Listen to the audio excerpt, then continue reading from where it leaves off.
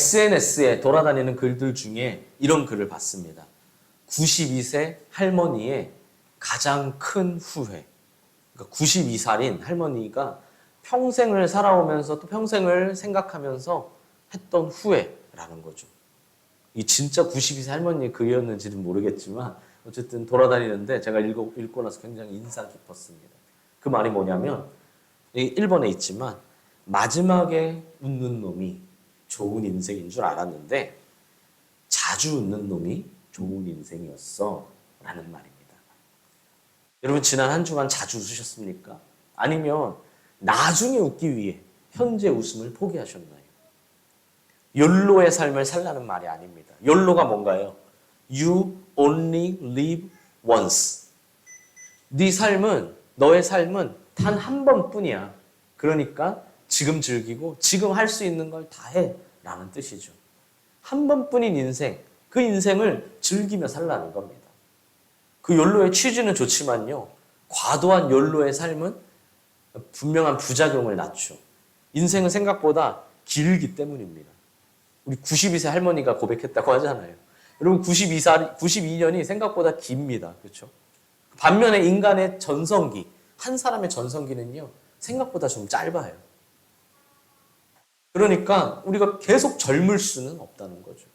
그러니 욜로의 삶은 일정 부분 필요한 일이기는 하지만 그렇다고 마치 그냥 오늘이 끝인 것처럼 살아서는 안 되겠죠. 그럼에도 할머니의 메시지는 우리에게 중요한 교훈을 줍니다. 여러분 자주 웃으십니까? 지금 자주 웃고 계십니까? 현재에 충실하고 계신가요? 아니면 입버릇처럼 나중에, 다음에, 언젠가 라며 오늘도 또 미루고 계신가요? 나중에 웃으려고 말입니다. 가만히 보면 미루는 사람은요. 다음에도 또 미룹니다. 거짓말한다는 이야기가 아니에요. 분명히 사정이 있고요. 분명히 어려운 상황인 것이 맞습니다. 근데 그 문제를 이번에 어쨌든 포기하고 문제를 집중해서 잘 넘기면요. 다음에도 또 문제가 생기고 다음에도 또 어려운 상황이 돼요. 매번 매 순간 말입니다. 반대로 그럼에도 불구하고 지금 하는 사람은요. 다음에도 또 합니다. 한가하다는 소리가 아니에요. 이 사람은 한가해서 그게 아닙니다.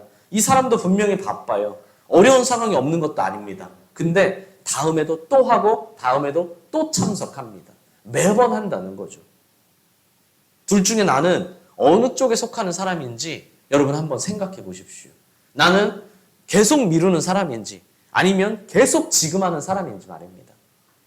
매번 지금 웃으면서 오케이 하는 사람인지 아니면 매번 미루면서 다음에요 하는 사람인지요. 그리고 꼭 기억하십시오. 꼭 기억하세요. 뭐예요? 마지막에 웃는 놈이 좋은 인생이 아니라 자주 웃는 놈이 좋은 인생이었다라는 걸 말입니다. 옆 사람에게 말씀해 주십시오. 마지막에 웃는 놈이 좋은 인생이 아니라 자주 웃는 놈이 좋은 인생입니다.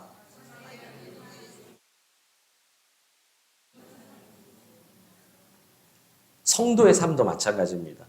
여러분 우리는요. 마지막 날을 소망하고 기대하며 살아가는 사람입니다. 이 땅의 삶이 전부가 아니고 분명히 마지막 날 하나님과 내가 함께하는 날이 분명히 있어 하늘의 소망을 품고 살아가는 사람이죠. 주님이 다시 오실 그날 새 하늘과 새 땅이 열릴 그날 이 땅에서 겪었던 모든 아픔과 고통이 다 사라지는 그날 하루속히 그날이 오기를 기도하며 간절한 마음으로 그날을 기다리며 살아가는 사람 그 사람이 바로 성도입니다. 그런데요 오해하시면 안 돼요.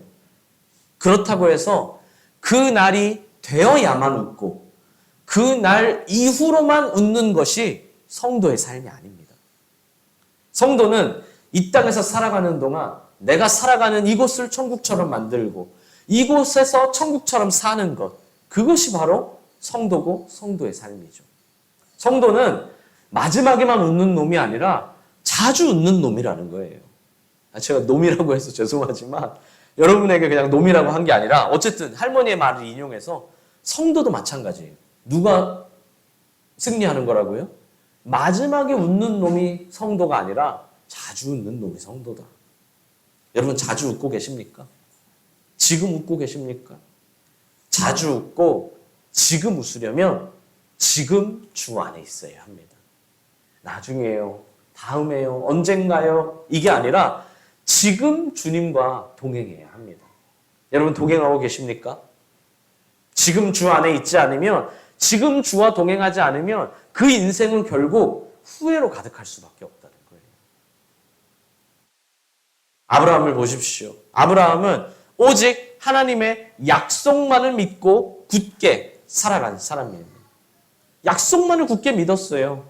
하나님의 말씀에 순종하여 자신의 모든 기반과 고향과 이 모든 것들을 떠나 약속의 땅으로 이주할 때부터 하나님이 하늘의 별처럼 바닷가의 모래처럼 자녀를 많게 해주겠다고 하셨는데 100세가 돼서야 아들을 얻고, 심지어 그때 얻은 아들을 하나님이 하나님께 바쳐 드리라고 했을 때에도, 그리고 자신의 생을 마감할 때까지도 이 아브라함은요, 끝까지 오직 하나님의 약속만을 바라보며 신뢰했던 사람입니다. 어떻게 그럴 수 있었을까요? 이 아브라함은요, 마지막 날을 보며 살았기 때문이죠. 아브라함도 성도거든요. 마지막 날, 정말 하나님과 함께할 그날, 그 하늘의 소망을 품고 살아갔었다는 겁니다. 그러나 다시 말씀드리지만 그렇다고 해서 아브라함이 마지막 날에만 웃는 사람은 아니었습니다. 그는 자주 웃으면서 살았어요. 그는 항상 지금 주 안에 있으며 지금 주와 동행하며 살았기 때문입니다. 늘 웃으며 살았던 것은 아닙니다. 여러분 그게 인생이에요. 솔직히요, 제가 오늘 제목이 자주 웃으려면인데 뭐 늘 웃으려면 이렇게 설교할 수도 있어요. 근데 인생은요, 사실 늘 웃을 수는 없습니다. 정말 24시간 365일 늘 웃기는 힘들어요. 아픔도 있고 슬픔도 있고 어려움도 만나거든요. 근데요, 그럼에도 불구하고 자주 웃으려면 아브라함도 고난도 있고 다툼도 있고 걱정과 아픔도 있었지만 어떻게 늘 웃으며 살았냐면, 짜증도 있고 눈물 날 때도 있었지만 그럼에도 이 땅에서부터 자주 웃으면서 살았다. 어떻게 그럴 수 있었을까? 본문을 한번 보십시오. 아브라함과 롯의 사람들이 다투는 일이 점점 많아졌죠. 하나님이 복을 많이 주셔서 둘의 소유가 갈수록 늘어났기 때문입니다. 하나님이 아브라함에게 약속하신 대로 분명히 많은 복을 주셨어요. 뿐만 아니라 아브라함 덕분에 아브라함과 함께 있었던 롯까지도 하나님의 은혜를 마음껏 풍성하게 받았습니다. 그러다 보니 시간이 가니 이들이 점점 함께 살기에는 어려운 상황이 되었습니다. 왜냐하면 가축을 키우는데 가축을 뭐 지금처럼 사료를 주는 것도 아니고요. 진짜 풀을 먹이면서 살아야 하는데 그 가축들이 점점 둘 다 많아지니까 이게 금방 풀이 씨가 말라버리는 거예요. 그러면 계속 이동해야 되는데 이 이동 주기가 점점 너무나 빨라지는 거죠.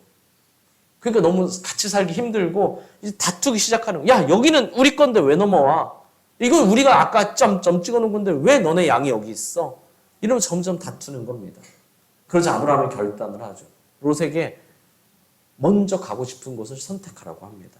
롯이 좌하면 자신이 우하겠고 롯이 우하면 자신이 좌하겠다는 겁니다. 아브라함이 먼저 선택해도 아무도 뭐라고 할 사람도 없고 오히려 그게 순리였습니다. 하지만 아브라함은 롯과 함께 웃기 위해, 이익을 위해 웃음을 미루는 것이 아니라 롯과 함께 지금 웃기 위해 롯에게 선택권을 주었습니다. 지금 당장은 어떻습니까? 내가 손해보는 일 같고 웃을 수 없는 선택이었던 것 같지만 여러분, 이게 바로 아브라함이 자주 웃을 수 있었던 비결이었습니다.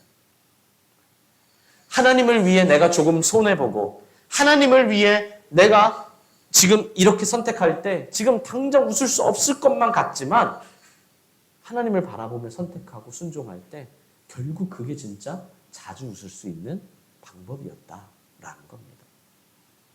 반면에 롯은 어떻습니까? 삼촌인 아브라함의 제안에 그는 한방 웃음을 지었을 겁니다. 안타깝게도 그것은 기쁨의 웃음이 아니라 욕심의 웃음이었지만 말입니다. 그리고는 롯은요, 서둘러 계산기를 두들렸어요. 그렇게 롯이 계산기를 두드리고 머리를 굴려서 선택한 그곳이 어디였습니까? 바로 소돔이었죠.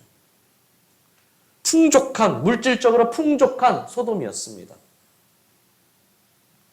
당장 롯의 입가에는 웃음이 지어진 것 같았지만 결국 롯은요, 자주 웃을 수 없는 선택, 후회할 수밖에 없는 선택을 하고 말았죠. 10절을 보면 롯이 보기에 소돔은 여호와의 동산 같았다라고 합니다. 롯의 시선에 이 소돔이라는 곳은요, 에덴 동산 같았다는 거예요. 대체 뭐가 에덴 동산 같았을까요? 바로 물질의 풍족함이었죠.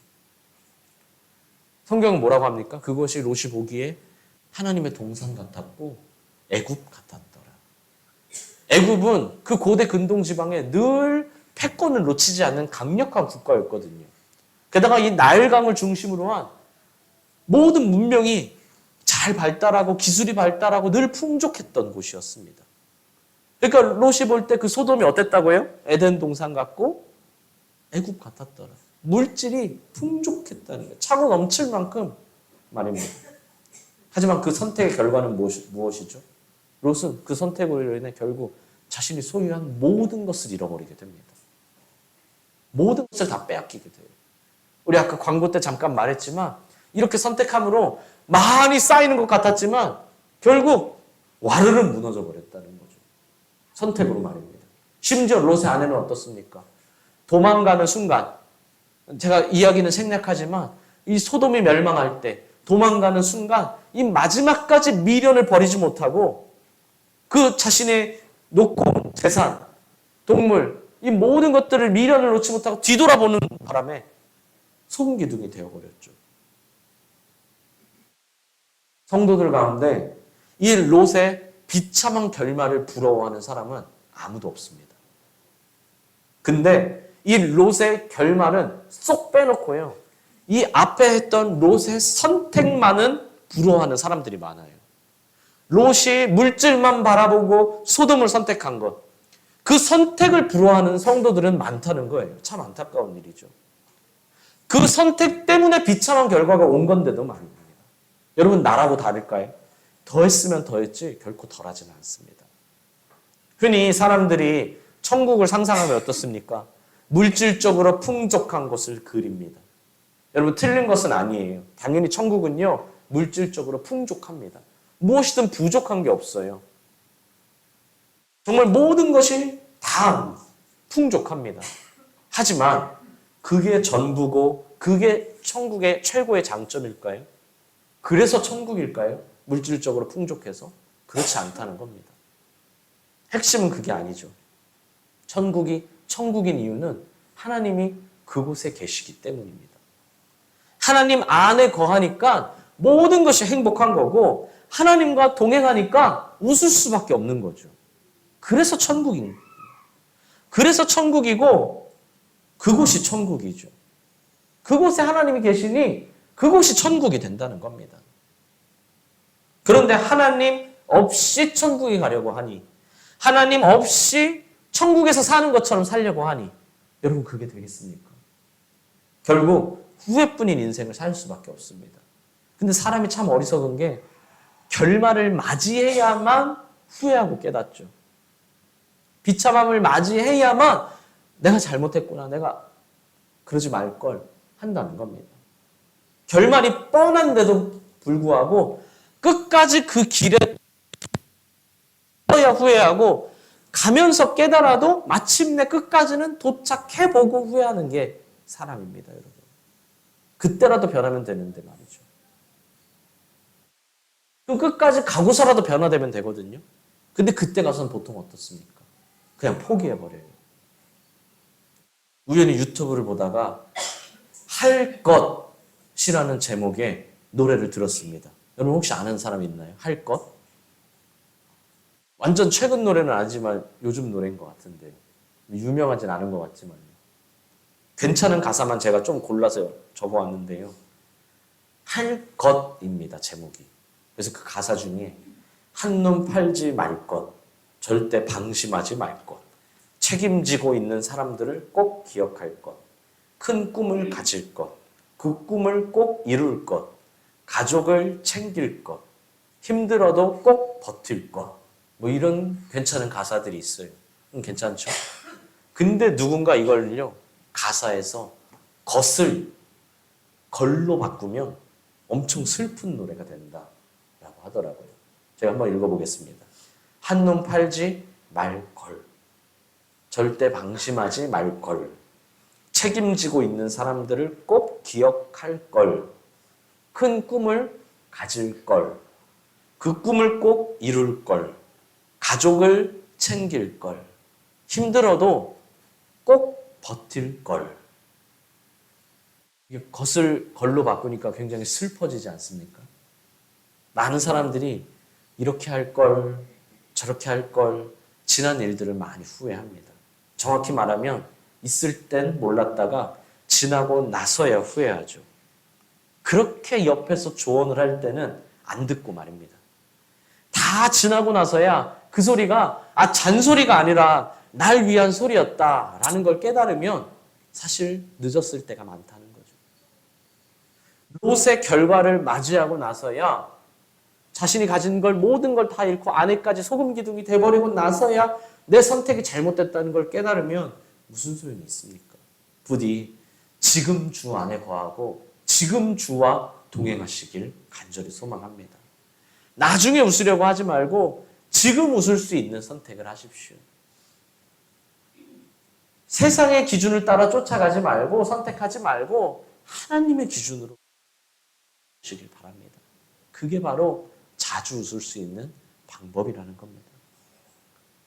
안타깝게도 이 순간에도 들어야 될 사람은 안 듣고 안 들어야 될 사람만 잘 듣고 있지만 말입니다. 한 청년이 취직을 하기 위해 면접을 보는데 면접관이 질문을 했습니다. 대학 시절에 제일 후회되는 일이 뭐였나요? 그래서 청년이 대답했습니다. 남자 청년이었거든요. 여자 관계입니다. 그래서 면접관이 다시 물었어요. 아니 대체 무슨 일이 있었죠? 그래서 청년이 울면서 대답했습니다. 아무 일도 없었습니다. 그래서 후회가 된다는 거예요. 여러분 지나간 시간을 후회하는 것은요. 인간이기에 할 수 있는 일입니다. 문제는 후회를 하면서도 또다시 똑같은 일을 반복하는 건 역시 인간만이 하는 어리석은 일입니다. 여러분은 어떠십니까? 후회하지 않을 선택을 하고 계신가요? 아니면 같은 후회를 반복하고 계십니까? 롯의 경우를 보면 그는 기준이 잘못되었기 때문에 계속 후회할 선택을 해나갔습니다. 소돔을 처음 선택했던 그 한 번뿐만이 아니에요. 계속해서 말이죠. 그가 바랬던 여호와의 동산의 모습, 그 기준이 무엇이었었던가를 한번 기억해 보십시오. 그리고 그 결과까지도 말입니다. 사랑하는 수원동인 감사지기 여러분, 그렇다면 여러분이 바라는 여호와의 동산은 어떤 모습입니까? 여러분이 생각하는 에덴 동산, 여러분이 추구하는 에덴 동산은 무엇입니까? 여러분의 삶의 가치, 선택의 기준은 무엇인가요? 지금 웃고 계십니까? 무엇을 후회하고 계십니까? 올바른 선택을 하려면, 후회하지 않으려면, 지금 웃으려면 지금 주님과 동행해야 합니다. 매일 웃지는 못하더라도 자주 웃으려면 지금 주님과 동행해야 합니다. 동행하고 계십니까? 주님은 언제나 우리와 함께 계십니다. 여러분은 이미 자주 웃을 수 있는 조건을 갖추고 있다는 거예요. 근데 왜 그러지 못하나요? 주님이 동행하고 계시는 걸 내가 외면하고 살고 있기 때문입니다. 마치 주님과 동행하지 않는 게 나에게 더 이득이 된다고 착각하고 있기 때문이죠. 그건 주님은 다음에 일단 이 일을 끝내고 주님은 잠시 멀리 일단 이것에 집중하고 라고 살아가는 게 나에게 더 이득이 된다고 착각하고 있다는 거예요. 하지만 자주 웃으려면 어떻게 해야 된다고요? 지금 이 문제보다도 주님과 더 가까이 하는 것, 주님과 동행하는 것이 진짜 자주 웃을 수 있는 방법입니다. 지나간 일은 이미 지나간 일입니다. 이미 끝난 일, 이미 지나간 일, 뭐 후회하고 생각하고 기억해봤자 무슨 소용이 있습니까? 우린 어제 일은 물론이고 우리 교회에 오기 직전의 일조차 바꿀 수 없어요. 하지만 지금 이후의 시간은 바꿀 수 있습니다. 지금 이후의 선택은 바꿀 수 있습니다. 이번에 뭐 수련회를 가려고 했는데 못 갔다. 그건 어쩔 수 없는 선택, 이미 끝난 선택이에요. 중요한 건 그럼 이제의 선택입니다. 이제 어떡할 것인가? 어떡하시겠습니까? 여러분 안에서 말씀하시는 성령님의 음성을 잘 들으시길 바랍니다. 내가 다른 소리에 마음을 빼앗겨 듣지 못했을 뿐이지 이미 성령님은 나에게 계속 외치고 계셨습니다. 그 뜻에 순종하지 않으시겠습니까? 그때 자주 웃는 우리가 될 줄 믿습니다.